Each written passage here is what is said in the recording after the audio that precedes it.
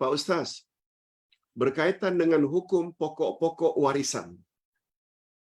Kita belajar tafsir semalam. Kitab Faraid. Pertanyaannya, bagaimana jika hutang melebihi harta si mati? Apakah ahli waris bertanggungjawab untuk melunaskan hutang-hutang itu ikut kiraan faraid?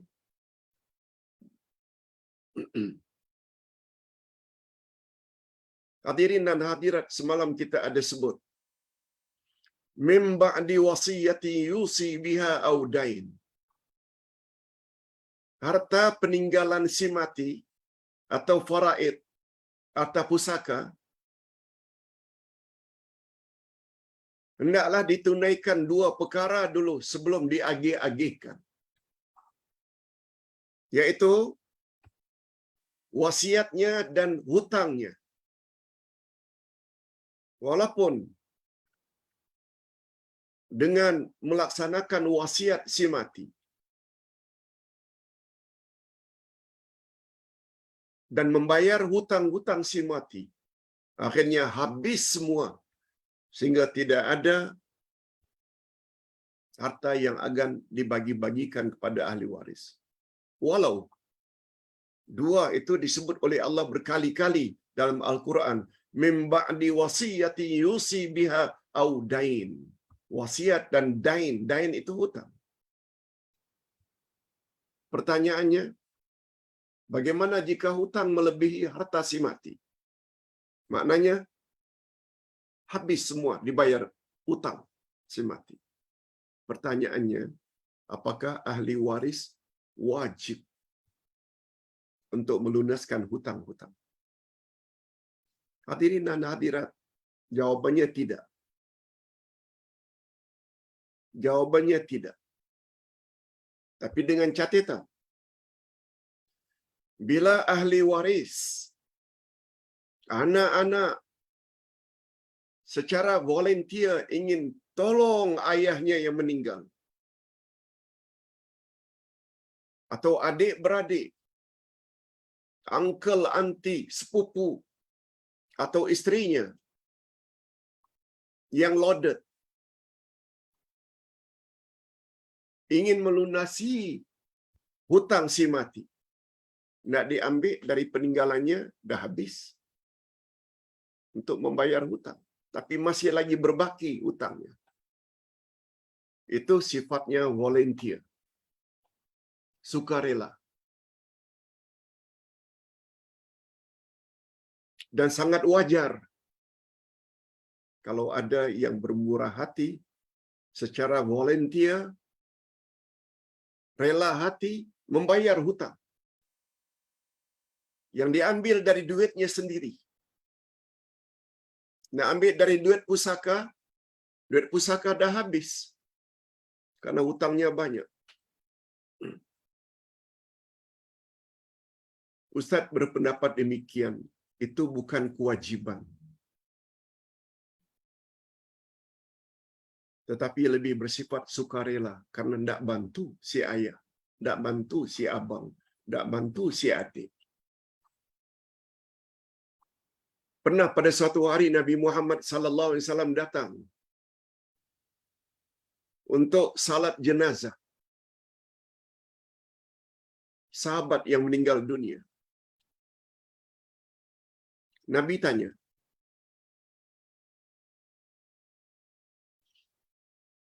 apakah jenazah ini ada hutang yang belum dilunasi? Seorang sahabat menjawab, ada ya Rasulullah. Nah, kalau begitu,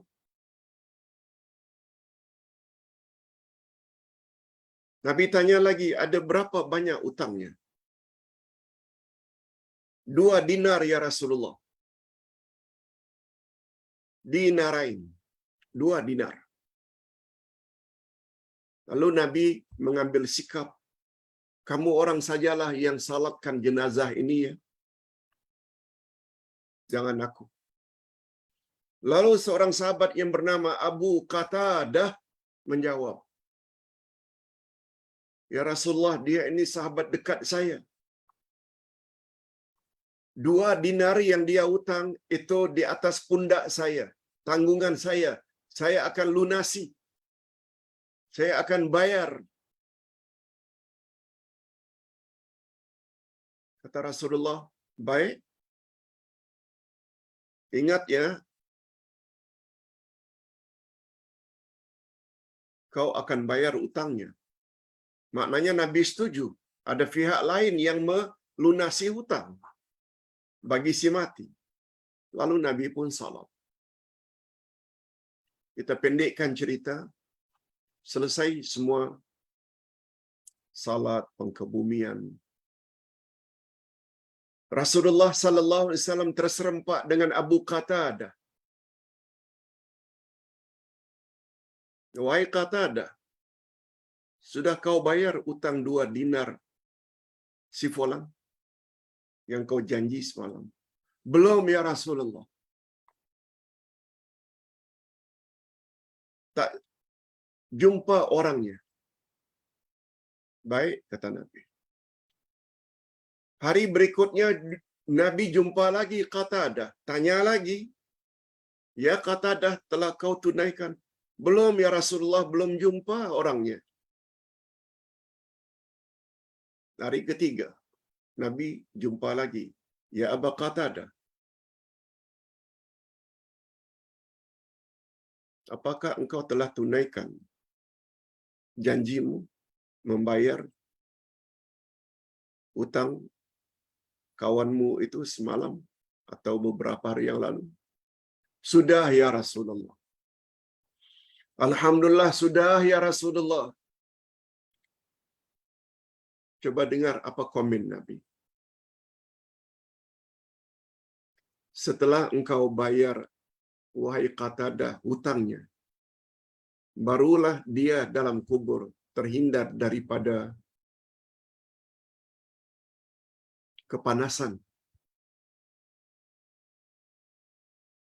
azab dalam kubur.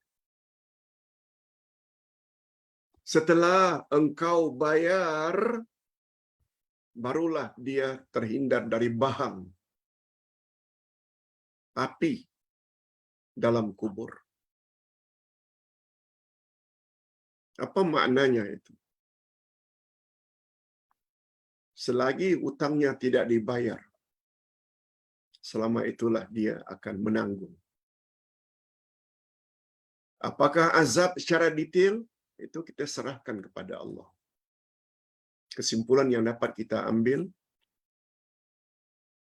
walaupun menunaikan utang orang yang meninggal itu adalah volunteer, tapi kalau kita sebagai seorang anak loaded pula,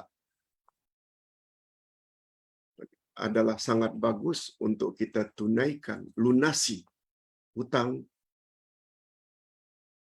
orang tua yang telah meninggal dunia. Dan masalah hutang ini, dia boleh dilakukan oleh sesiapapun, tak semestinya ahli waris. Sebab Qatadah bukan ahli waris, hanya sahabat saja. Tetapi beliau secara volunteer membantu.